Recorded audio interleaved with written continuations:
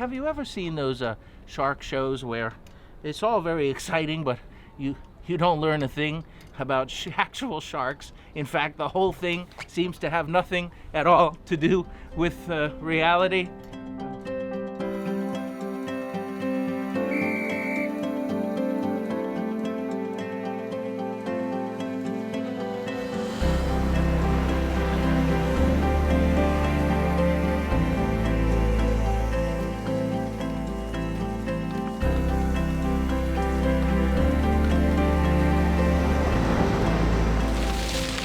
This show is gonna be totally different, like nothing you've ever seen. Come on!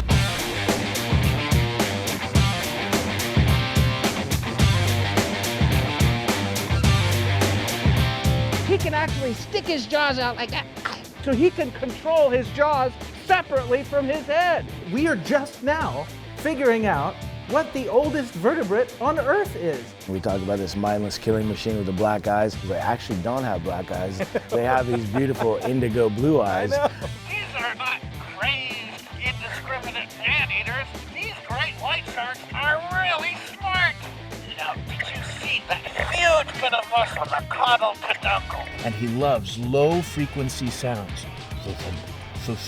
We learned that not only does he have the compass, but he has the map. There's so much unknown about him that it just blows my mind. I'm Franklin Ruf, and I'm about to take you diving with the great white shark. I'm a profesor de biología. I teach biology in Mexico City. I'm also a rescue diver and an ocean sailor. I've sailed pretty much all over the world. And pretty much all over the world is great white shark habitat, with the exception, perhaps, of Antarctica, although we are not quite sure. And there's so much we don't know about this animal that is threatened. If you came from outer space and wanted to make a documentary film about humanity, and your film consisted entirely of close-up shots of us eating, you too could make a movie called Jaws. But there's so much more to the human condition. We signal, we laugh, we play, we have families. And this animal, the great white shark, science indicates has been on Earth 500 million years, and through 2 major mass extinctions, he's thrived. This animal that I learned in biology class was a primitive vertebrate, as opposed to us. So this is our time. I'm going to take you down with me, literally, at Isla Guadalupe in Mexico, to dive with the tiburon blanco, the great white shark, and you will not believe the things that you're about to learn. San Diego, California, our launch point for the expedition. There are lots of places to see the great white shark. Neptune Islands in Australia and in South Africa. But what makes Guadalupe Island so fantastic is the clarity of the water. And that's why we're bound south-southwest to Isla Guadalupe in search of the great white shark. The journey takes us across the open Pacific. On our way, let's do some studying. We're going to put our noses in the books and figure out a little more about the animals we hope to see. I want to introduce you to my friend here. His name is Fluffy. First, I want to tell you about his caudal fin, because you'll notice in this symmetrical shape, the same shape that we see on all the very fastest fish of the sea. The mako, the tuna. There's no room for hydrodynamic shedazzle over here. No turbulence in this man's life. Let's turn him this way. You can see in the caudal peduncle the massive musculature of this particular slingshot, which makes this fish able to reach speeds of 20, 25, possibly 30 knots. We're not quite sure. His skin, a little bit different from that of a bony fish. These are not normal scales. These are a very particular kind of dermal denticle, little teeth that comprise the skin of the fastest fish around. What is the secret of the speed of dermal denticles? Well, we don't actually know. The navies of the world and those companies that make the fast swimming suits, they're still trying to unlock the secrets of the speed of shark skin. Let's turn him up here. Now look, can you see he looks kind of like a rocket ship? He is a rocket ship. Wernher von Braun, put down the calculator. V1 is right here.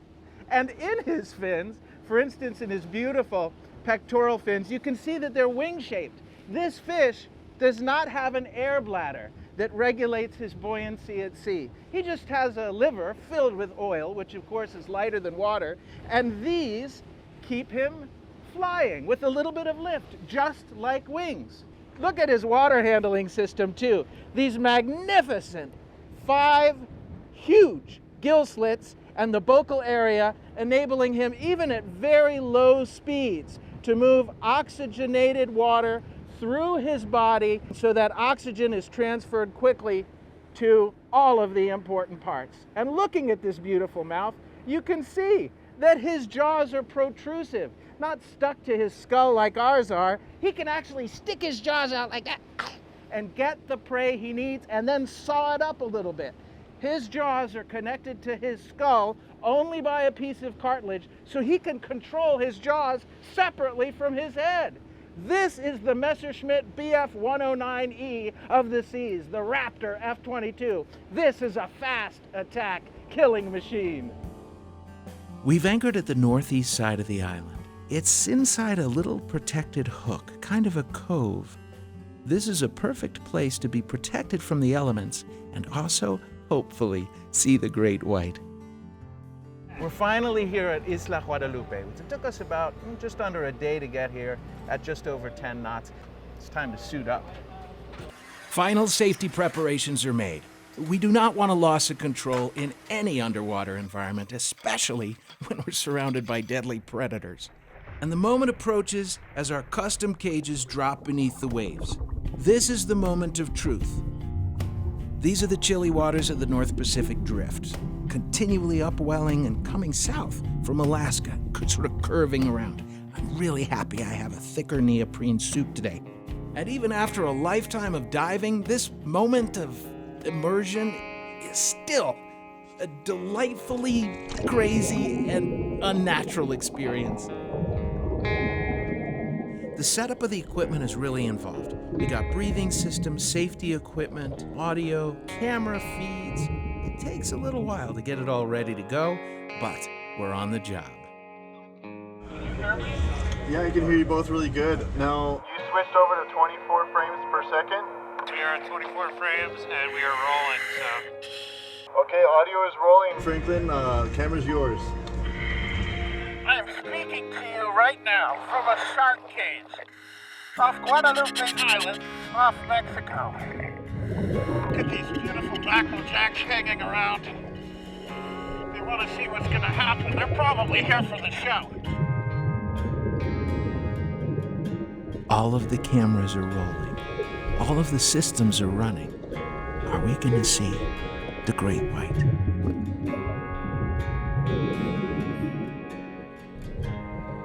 And then... Look, look, look, look. Oh, go check him out. Oh, check him out. Wow. Awesome. This is why people come from all over the world, not to fear the great white shark, but to experience the majesty of this creature. It's totally cool.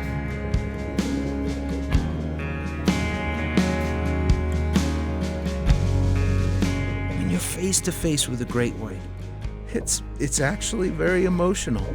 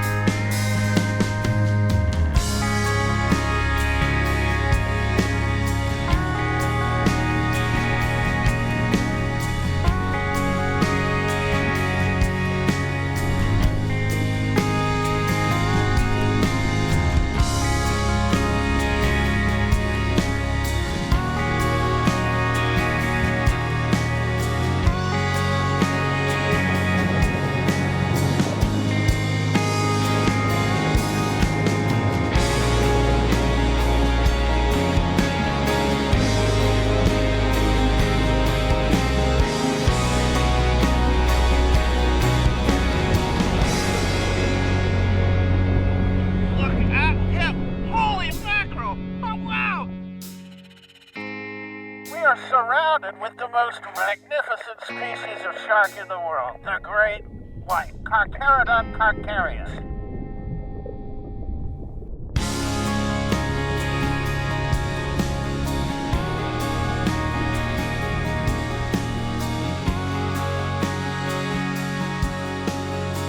I mean, it's amazing. It's one thing to read in a magazine and a book and you see it and you know the biology, and it's another thing when you're a foot away from 500 million years of perfection. But I've got to learn about the great white's ethology, the way he behaves, the things he does, the communicating, the gestures. So I got to start with the guy who just watches them for a living every day. One of the nicest guys you'll ever meet, Captain Salmon. I'm astern yesterday, and I'm watching your crew members, and they're saying, "Oh, there's Dottie. Oh, there's Polly."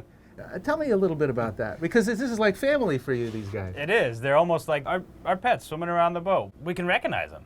Size, sex. A lot of them have different blotching patterns on them. Some of them have white scars on their tails, on their nose. But when you're actually a few feet away from a great white, you could see, oh, you know, she's mottled in this way, or she's been damaged, or she must have had a really difficult mating routine with somebody a few months ago, right? You really know some of these sharks. Even their behaviors. Right. Sometimes, for instance, when birds sing, sometimes animals do things just for fun. Oh, yeah. Just for fun. Yep. And there's no science behind it, no reasoning. It's not fight or flight. It's not stimulus response. It's not foraging. Yep. He's just jumping out of the water because he's saying hi. Yep. Hi. Yep. And they do that, and it's amazing that we see it all the time down here, and it's incredible to just watch their personalities and how they react with each other, with the cages, with the baits, with the boat. You never know. And as a teacher, this fits my philosophy and the great white shark perfectly. Sometimes the most educated answer is, I do not know. On board with us, some of the brightest lights in the world of shark research. I'm with Maurits von Senneck-Bergman from Florida International University and the Bimini Shark Lab in the Bahamas. Telemetry. Tele, to send, metry, information. A big part of what we know about the great white is from careful tracking mechanisms, and you're on the cutting edge of that. So by attaching these transmitters to animals, we get a sense of where the animal is going, when, and why. Different receivers are placed in different habitats, and so by being able to reconstruct movement patterns over time and overlaying that with a habitat map, we can get an idea of why these habitats are so important to these animals. And it's an acoustic transmitter because radio waves do not propagate well underwater. Correct. Tagging is critical to understanding great white shark habitat and movement. Wanted to introduce you to some of my pals at Cal State Long Beach's famous Shark Lab. This is the locus for great white shark research. This is an example of an acoustic tag. So this can actually be pinned into basically just the outside skin of the shark. They have really thick skin, so it doesn't do too much harm. A tag about this size will typically last about 1 to 2 years. And so the idea is that it'll actually transmit an acoustic ping, so an actual like sound that travels really well through water. And then what we have is an acoustic receiver. So this listens for those pings. So anytime you're within usually typically about 400, 500 meters from something like this, this will record all the detections and like pings that it hears from those specific tags. Each tag has a specific sound or code basically, yes, for an individual shark, right? So what we do is we'll go find these receivers underwater. We usually have them on like moorings that are underwater, like sand screws, things like that. We'll download the information. We'll know all the sharks that were in that area over whatever given time that the receiver's been in the water. Do you ever lose these? Unfortunately, time to time, yes. For one reason or another, like heavy wave actions, bad weather, we do lose them from time to time. $15,000 piece of hardware. Speaking of lost receivers, the human factor always comes into play in scientific research. The first acoustic receiver we had was eaten by a shark the moment we dropped it in, so naturally we wanted to protect the second one from the shark, so we put it near the screw of the boat, the propeller, and you're about to see it for the last time because we ran over it.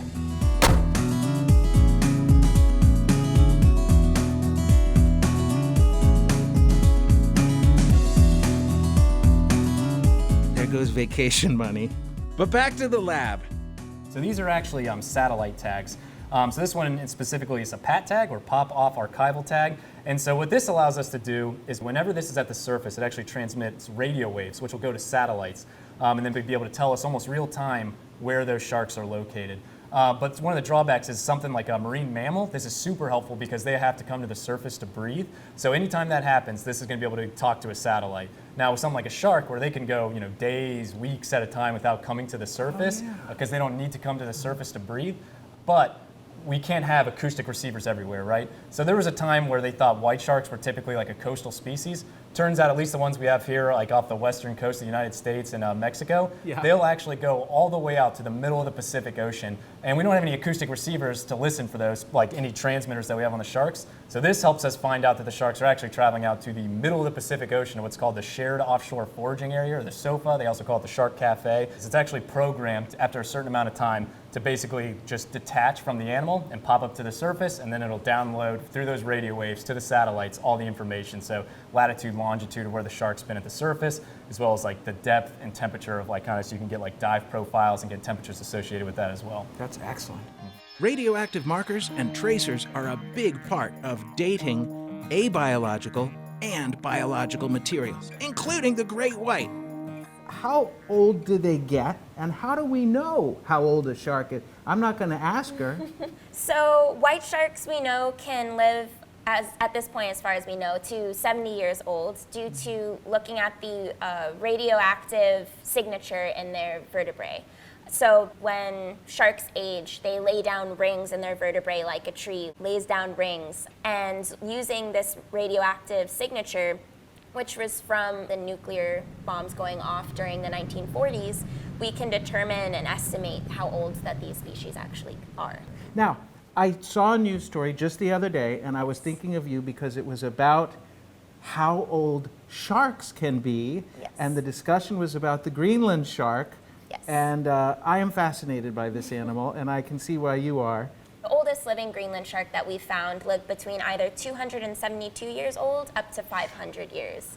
So 272 is the minimum, but the expected was around 300 to 400 years. Isn't it amazing to you, it certainly is to me, that we are just now figuring out what the oldest vertebrate on Earth is? This is the front line of marine biology. Hoorah! The cutting edge right now in science is developing animal-borne cameras to get a first-person view of what the animal sees, and so therefore what the animal is doing at any given time and moment as long as the camera is running. So it offers way more context than just telemetry by itself. Like, we've got a wild animal. How do we get the information back? We don't train them to come home. Correct. So what happens is these cameras, we clip into the dorsal fin, and we have specialized mechanisms that hold the camera in place on the dorsal fin. So this is what we call galvanic release. So it's a piece of metal alloy that actually breaks down in seawater over time. As soon as the galvanic release corrodes, the camera tag pops off to the surface, and that's when a radio signal is transmitted to the satellite and then communicated through your computer to the scientist, and thereby, we know where the camera is at that particular time. Do we pick up the camera, or does the camera upload all of the photographic imagery to us? We pick up the camera. So the camera will only transmit its location, and then it's up to us to find it and retrieve the data. So without physically recovering the tag, we will not be able to see what the animal's been doing for the duration of the camera tag deployment. Is it working? Yes. What have we learned from these? So far, we have learned on sharks that sharks can be social, that sharks can be dominant and subordinate. So you get to see a glimpse in the hierarchy of a particular species. So that's like social interactions. And we also can infer predation attempts and predation success. So not every attack is actually also a success. So with camera tags, we can actually get an idea of how successful an animal is in hunting.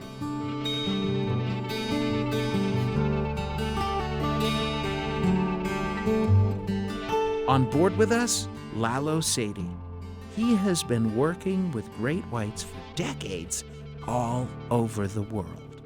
We miss a lot in South Africa, pretty much because of the murky waters. You don't get to see the same kind of behavior, body language underwater. Here with the clean blue water, you get to observe everything, and that is what is fascinating to me. Every time I'm in the cage, I'm looking down, I'm watching how they communicate with one another. Again, the gaping, as we're talking about, it's usually about dominance with the white sharks. The more dominant the shark is, he's going to chase the other ones away, so you do see that behavior. So you see the gape where they open their mouths up wide and they flare their gills, and that's making themselves look bigger than they are. It's a threat display to the other sharks below them. Here as well, you can see the arching the pectorals drop into the back.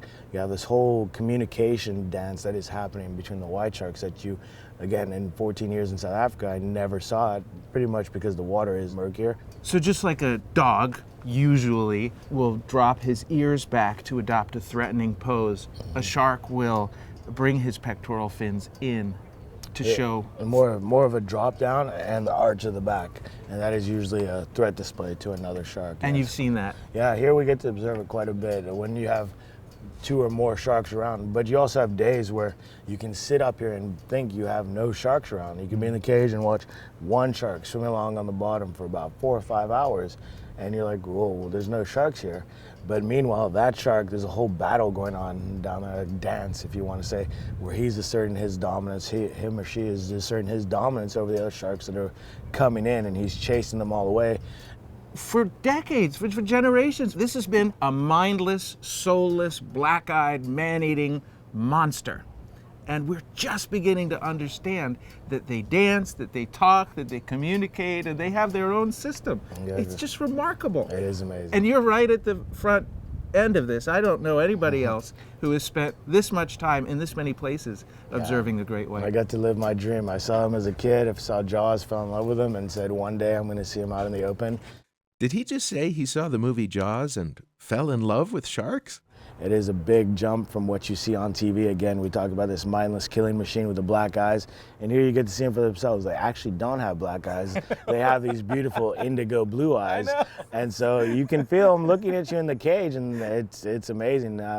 But yeah, to see them out here swimming, they're not these ferocious killing machines that they're made out to be. Again, it's just one of these unfortunate things that does happen from time to time, but we need to bear in mind that this is their home and it is our playground. For myself as a child of the 70s and 80s, I grew up with the enduring cultural legacy of the great white in particular as a mindless man-eating machine.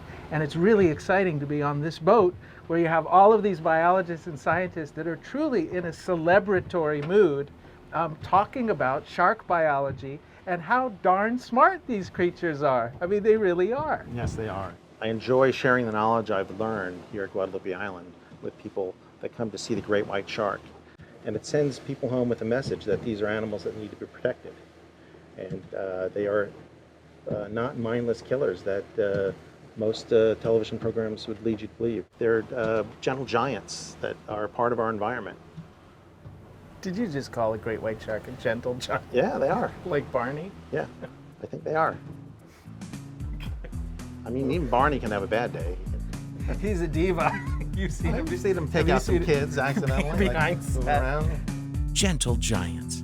And now we can get back into our protective cage. Do great white sharks actually want to eat us?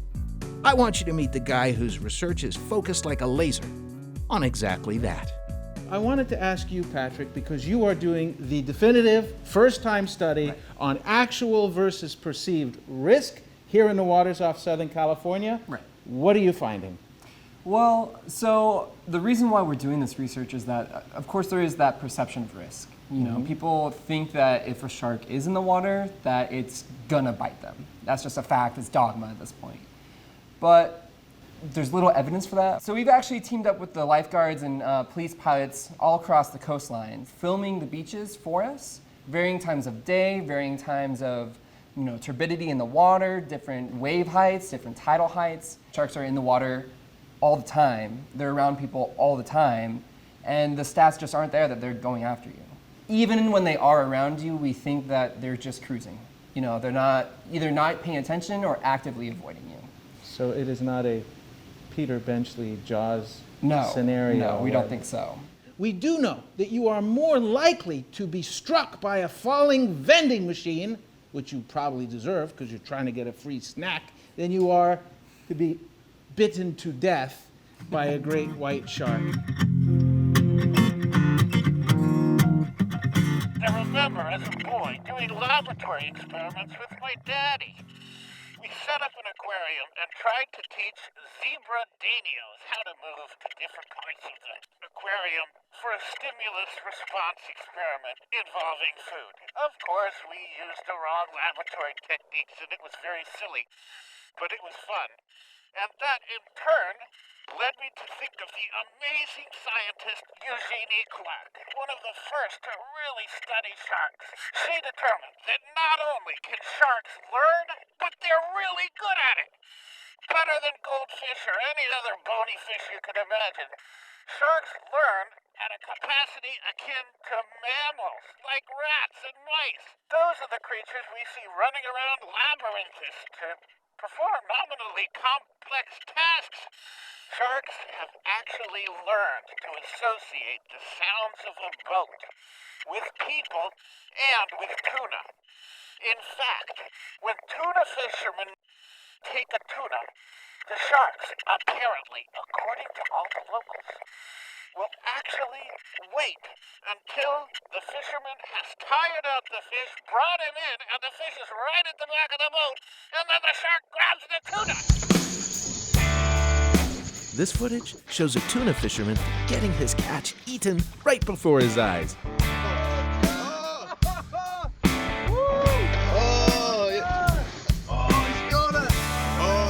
He has it in his mouth. Pretty smart shark, if you ask me.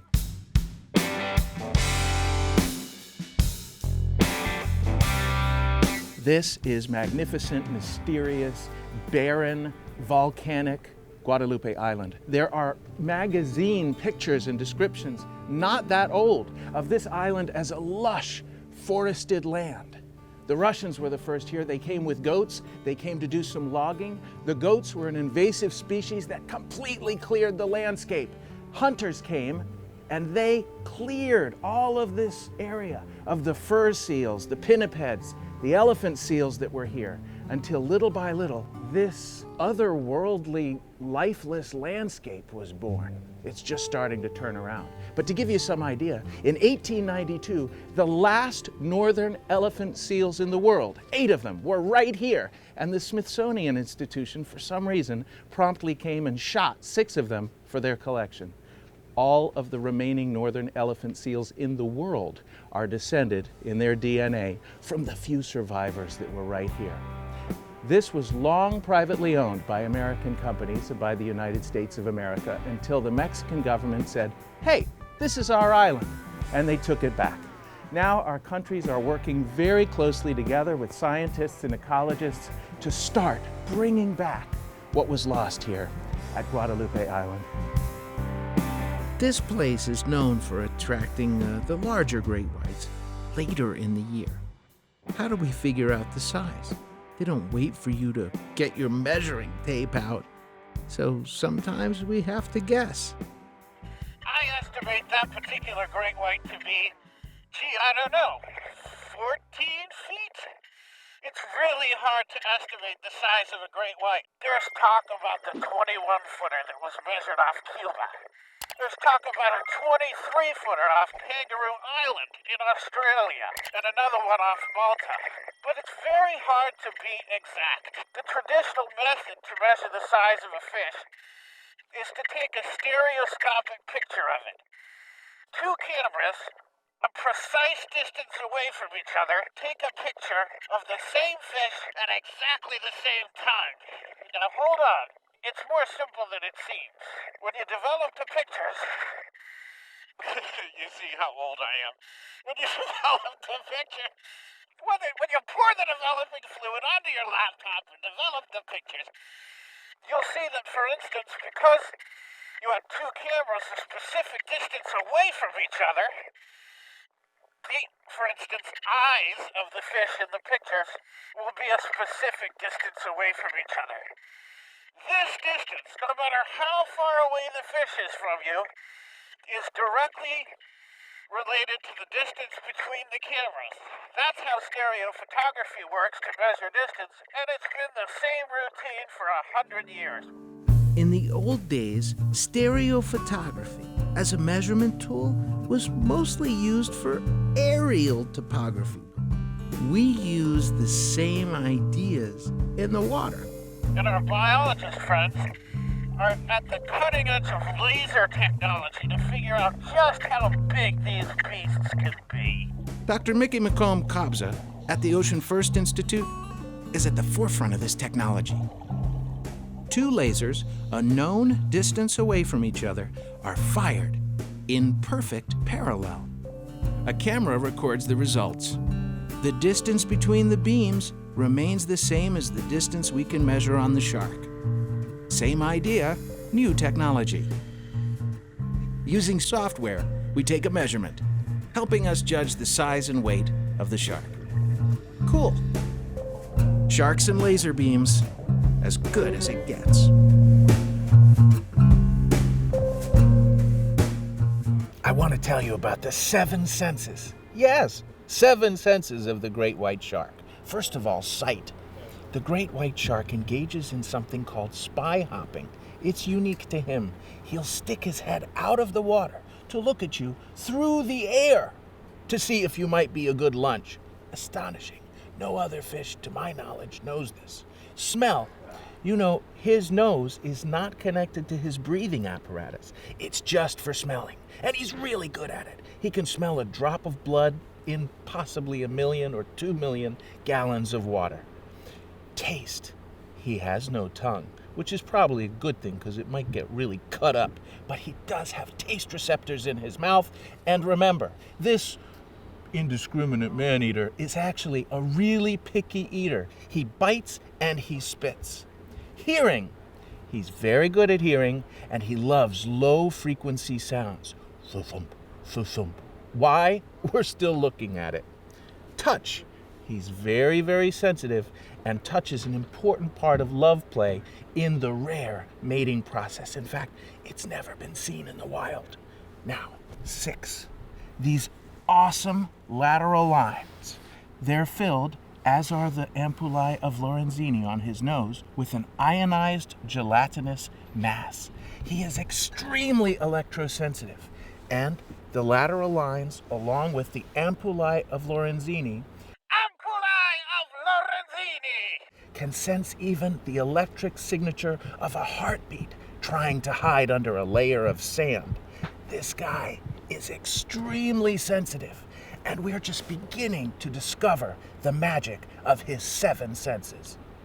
Not only do these creatures have an amazing sense of sight, smell, and of course their electroreception, which we've talked about a little bit, a lateral line that goes down their whole body that they use to feel electrical impulses as light as a heartbeat. The sensitivity of the great white shark in terms of electrical sensitivity is something like 1 millisiemen per meter, which is like, I don't know, a AA battery in the salt water a mile away from you. We have trouble even detecting an electrical field as low as 1/1000th of a volt with our instruments. Research shows the shark has these tools built in.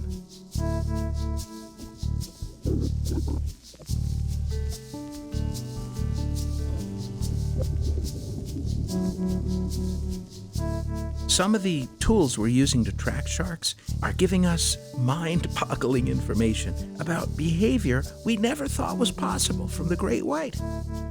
One of the things that really blew my mind was when you were telling me about the 20-some thousand kilometer voyage of Nicole. Nicole was a shark we tagged back in South Africa. She did something that nobody knew white sharks did, and which is these huge transoceanic journeys. We'd had theories about it, but of course nobody had an active track on one. So what they did was they tagged her off Dyer Island down in South Africa, closer to the beach side, and then all of a sudden she just went on this journey, and about 99 days later she showed off the northwest coast of Western Australia. 6 months later, she was resighted back in South Africa. I'm reminded of the time sailing across the Atlantic. There was no other sign of change other than the liquid crystal display of the sonar unit, the depth sounder, 420, 420, 450, 5, 6, 6, 650, and then nothing. We had gone off a shelf. And I realized at that moment, a chill goes through your spine and you realize that there's a whole undersea world. There are cliffs and seamounts and populations and migrations. Now you know that the Earth is a big magnet, right? A big dipole magnet. But it is also comprised of millions or billions of other dipole signatures, contour lines, and lines that run all over, that have a magnetic signature of their own. When we learned that the great white shark, for instance, in its oscillatory swimming patterns, can travel hundreds of meters below the surface and hundreds of meters above the bottom of the ocean, where he sees neither stars nor moon nor any patterns on the ground or seamounts, and he can travel through currents in a straight line, currents that would otherwise deflect his path, just as an autopilot and a GPS would work together. We learned that not only does he have the compass, but he has the map somewhere ingrained in him to find his way through this entire universe about which we know almost nothing.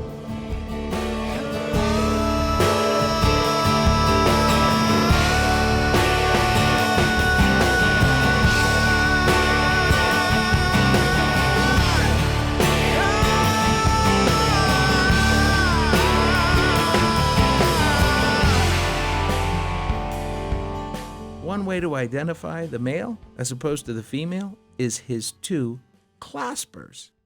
The males, as you know, they don't have penises, but they have these amazing two claspers that are utilized in the mating procedure. Great whites have never been observed mating, but we have observed other shark species doing so, like these nurse sharks. It's a rather violent affair. The male will nip her and then really grab her with his teeth and try to take her down as part of the mating process. It's really astonishing. Is this the way great white sharks mate? We're not sure. But we know there are often bite marks all over the pectoral fins of sexually mature female great whites. What do we know about their mating habits? So we don't know much, and a lot of scientists disagree. They want, everyone has their own opinion, but until we get more proof or more evidence of actually seeing them mate underwater or seeing them give birth, we really don't know. So why do male white sharks have two claspers? Because they're lucky. And then 1, 2, or maybe a few more pups hatch from eggs inside their mother, then spend almost a year gestating inside her before they're born. The word is ovoviviparous, but you could call it totally awesome. The baby sharks, the juvenile sharks, what are we learning and where are they going? In Southern California has become a very interesting place because nowadays we can find an increasing presence of babies and juvenile white shark during the summer. And my laboratory has started this incredible project to tag baby white sharks in order to see their migration patterns and also their habitat use. What we have seen so far is that the baby white sharks, once the waters start to cool down during the fall, they migrate along the coast towards Baja California. Babies and juveniles are moving? Babies and juveniles are moving towards Baja California. Sometimes in our society we're obsessed with solid knowledge, definite yeses and nos. The problem is with the great white, there is so much we don't know. You know, that's the thing with white sharks, is that nobody really knows why they do the things that they do. Just when you think you know something about a white shark, they go and do something completely different that changes everything you thought you knew about them up to that point. It's the best part about sharks because they're so unpredictable and there's so much unknown about them that it just blows my mind. We don't even know why they're here, exactly. No idea. Mating, the pinnipeds, maybe it's a hangout, maybe, who knows? This is what I love about these guys. These are the most passionate great white people on Earth, and they approach this subject with respect and curiosity and a childlike wonder and an open mind, an unegotistical attitude. This is not common in academia, but out here in the field, it's the only logical approach. Hey, you know what? I'm starting to understand how the animals in the zoo feel. Here come the mackerel jacks and the great whites looking at us in a cage. You know, these cages were developed by the captain of this boat. He wanted to find a way to make a shark cage, remarkably to me, that would not hurt the sharks. You'll see that it's rounded to protect the great whites.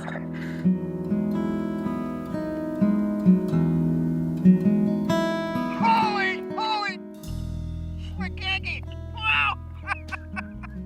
Amazing! You'll see at times around me that the crew on the boat are dragging a fish net through the water. You can see the mackerel jacks follow it.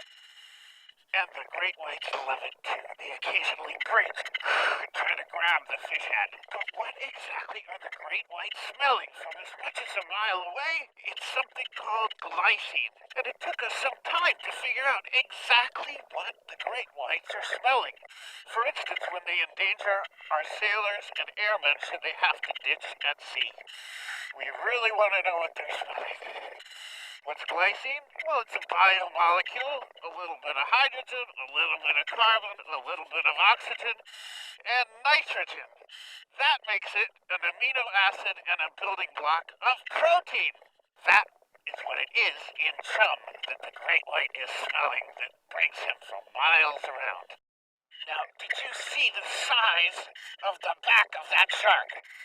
Right near the caudal fin, that huge bit of muscle, the caudal peduncle. You could really see how outrageously muscular that creature is.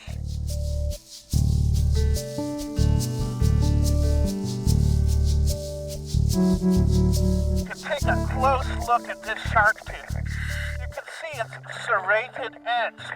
It's perfectly designed for sighing. And you can imagine how that, in combination with that protrusive jaw, the jaw that's not connected to the chondrocranium, can actually stretch out and do some sighing right off the bat. This is a deadly weapon in the mouth of a great white shark, and something we're learning to respect.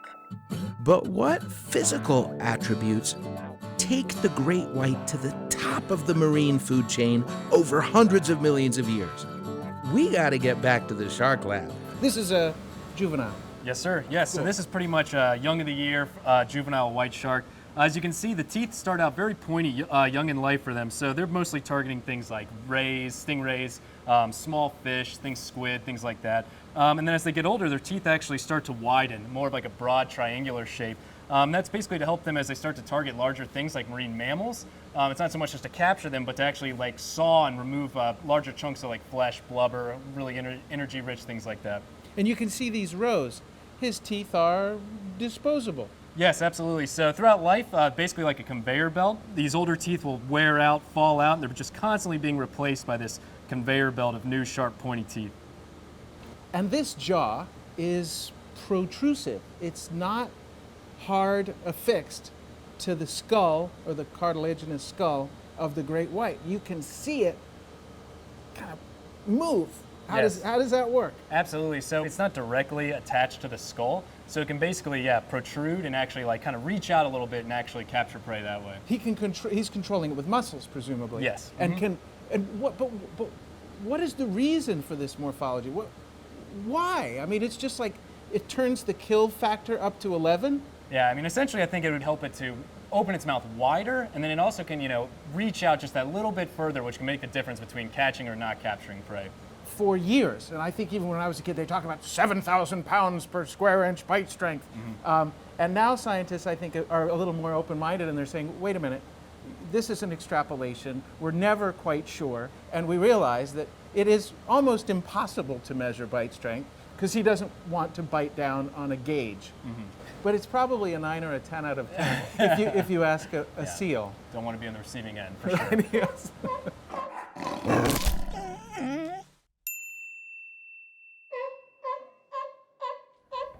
This is Pinniped Central, fur seals, sea lions. This is what Guadalupe Island is all about. And what makes those things so cool is that they're fatty. They've adapted to have this huge blubbery layer so that they can exploit food sources at these higher latitudes. Anything north of here and in this cold water. And the great white has exploited them by taking advantage of all of this fat. Fat has about 8 calories per gram of energy in it, and that's twice what's in muscle. And the sharks utilize and store all of this energy. That's why fatty things are their favorite foods, like whale blubber. But it's not just about energy consumption. It's about energy management, because as the shark goes to these higher latitudes, he uses what's called the rete mirabile, the miracle net of veins and arteries that operate like a kind of an interheater. Instead of losing the heat from his core ectothermically into the cold sea, he reabsorbs the heat from his core actively and into his most sensitive areas for hunting in order to endothermically take advantage of all of that heat energy that he gets from these fatty diets and other things that he eats. So when he takes this oscillating swimming path of changing the layers of the water, a little bit shallower, a little bit deeper as he moves, he will actively use this rete mirabile, this miracle net, to retain all of the heat that he gets up near the surface. That means when he does go deep again, because of this miracle net, the squid or whatever he wants to eat do not know what hit them, because it's this turbocharged thing with heat from the surface that is all of a sudden at their depths and about to have them for lunch. The miracle net means more squid. Or, as we used to say in the old country, rete mirabile significa calamari. Is it any wonder why everybody wants to get into marine biology? I mean, for instance, this morning we're at the breakfast table discussing the ampullae of Lorenzini, which are the electrosensitive elements of the shark's mouth. Now, most Americans have to hear things all day long like, oh, well, you know, I'm sorry, Larry, the cutback's a result of the corporate merger. I get to have breakfast with a bunch of marine scientists saying things like, ampullae of Lorenzini. I mean, come on. That's why everybody wants to get into marine biology. We're heading back offshore, and evidently we're going to hit some heavy stuff tonight. You know the guy who says, I never get seasick? He's the guy who's going to be puking his guts out. Speaking of which, a great white shark really can puke his guts out. Through a phenomenon called eversion, the stomach actually leaves the mouth and comes back in. Spread out all the things he can eat but does not digest, such as the lenses of the eyes of fish, like so many crystal poker chips. Eversion. Awesome. This super rare camera footage shows a living tiger shark everting his stomach and shaking side to side. It's totally cool. Some scientists think that in addition to cleansing his stomach, it could be a stress response, but we're not quite sure. Our approach so far is helping us understand the great white shark from a number of different angles: morphology, behavior, ethology. But we can't forget that these populations are threatened worldwide. We're seeing the drop in numbers in South Africa as well. Nobody really knows, but South Africa was the first country to protect them in 1991. And the fact that we are maybe seeing a significant decline in our population is a worrisome idea. You know, we all talk about how rare the great white shark is, but we're just beginning to understand why he and she are so rare. First of all, the great white shark matures at a very late age. We thought for decades it was 10 or 15 years, longer for the females, but new studies indicate it could be as much as 20 years. Second, when the shark does reach maturity and reproduce, those litters of shark pups are extremely small. Finally, the shark does not reproduce often. All of this stuff is fairly natural for a species with no natural predators until, of course, we come along. Now, as far as this is concerned, we know that the impact of overfishing will decimate a shark population. The great white population is kind of like this chain. Break one link, take 1 or 2 great white sharks out, and you have a drastic transgenerational effect on the whole. We do not know how close we are to the tipping point for the great white population, but we've got to learn as much as we can, as fast as we can.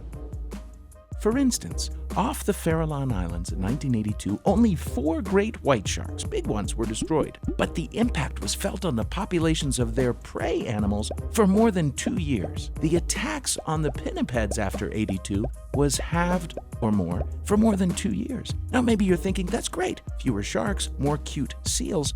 But wait, now with an unchecked seal population, they wipe out the fish populations. Not good. It's easy to see why the destruction of even a small number of great white sharks can have a drastic downward impact on the whole ecosystem for generations or decades. Fortunately, in the past few years, 17 countries have agreed to protect the great white shark. So we're definitely seeing an improvement in the sustainability and possible future of the great white shark. We mainly focus on conservation. You know, we want people to come out here on any boat to see the sharks in their own natural environment and enjoy them. You know, they're not at the zoo. We're the ones in the cage. We're the ones at the zoo. They come to check us out. Since white sharks, they do not know about political boundaries, we know that they use a big range of movement. They migrate to different oceans. Because the white shark migrate among different countries, we need a better international collaborations and a better policy enforcement in order to protect these species. When we work together, there's a ray of hope. It's very interesting to see how the population of baby white sharks has increased over the last decade in Southern California. We think that that might be because of the ban of white shark fisheries in 1997 in the US. Now that the populations are increasing and all of this seems to have really worked, there aren't many happy stories, but this is one of them, and it's your story. What next? 16 years ago, we were seeing, 2 sharks a trip was incredible. We'd be like, whoa, yeah, high five, But it's great to see that more and more sharks are showing up every year. We get new sharks, new sharks, new sharks. So it's an incredible thing, and through conservation efforts, we see more and more sharks every single year. I think it's a good collaboration between Mexico, the United States, the sharks, everybody kind of working together for the benefit of the entire ecosystem here at Guadalupe, and I think it's really made a change. So in the last decade, we've seen an increase in abundance of the great white sharks in the northeastern Pacific. With increasing abundance of sharks, there is a potential for increased encounters with human populations.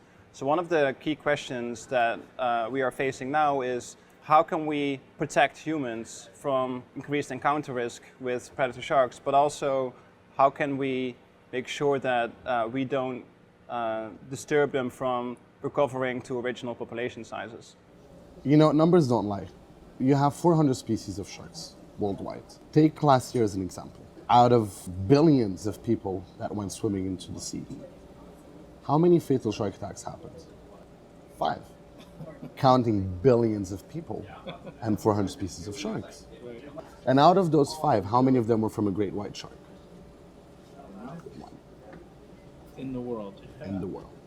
A lot of people would come here thinking that they're going to see Jaws, face their fear, that monstrous, death-eating machine. And then they come here and they're so like, what? But they're so majestic, they're so beautiful, peaceful. And it's completely the opposite of what people expect. Ecotourism is the way forward, and again, it needs to happen now before it's too late so that the future generations can also enjoy this. It started off, it was my bucket list trip, it's what I always wanted to do, and now I've been fortunate. I get to offer the people that same experience. I get to bring them out here and they get to share in this and understand why we need to protect what is in our oceans before it's too late. But most importantly, it's all about changing perceptions. The media, they love sharks. Sharks make good headlines, they make good stories, but unfortunately it's not reported the right way. It's always sensationalized. Whereas truth of the matter, what we're doing to the ocean and the planet, depleting natural food stocks and everything, there is a big threat and we need to face it. And the only way to do that is by bringing people out here and facing that fear, introducing them to the animals so they can see what it really is and why they deserve the protection that they need. And there is no easy way to solve the problem. Shark nets are terrible. They kill more life than they save. They're indiscriminate. Whales, turtles, dolphins, sharks, everything is being killed in these things. You kill a shark with the idea that I'm protecting others. I'm saving so many other lives. It's so wrong, because they're crucial to our ecosystem. They're always going to be blamed because that's what we as humans want to do. We're like, they're terrible. we need to kill them all. Let's not kid ourselves. They're wild animals. They're predators. So yeah, fear them. But the concept here, fear them with respect, with admiration.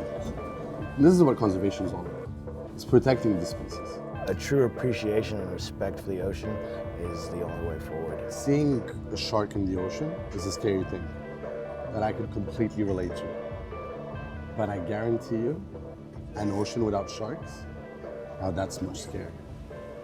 An ocean without sharks? That is a scary thing. Sadly, a lot of people don't care. But there's a huge panoply of life in the ocean. We've learned these ecosystems are fragile from the bottom up and from the top down. These blue whales outside San Diego give evidence of a natural heritage that is part of our lives. From the largest creatures on Earth to the largest predatory fish, their importance is clearer than ever. What do we have? Questions, science, passions, perspectives, real biological mysteries that are so exciting. And these are the animals. And these are the people. It's just really exciting to be a small part of something so new and so big. This is a big change, a shift in understanding, a shift in attitude. This is the Great White Shift.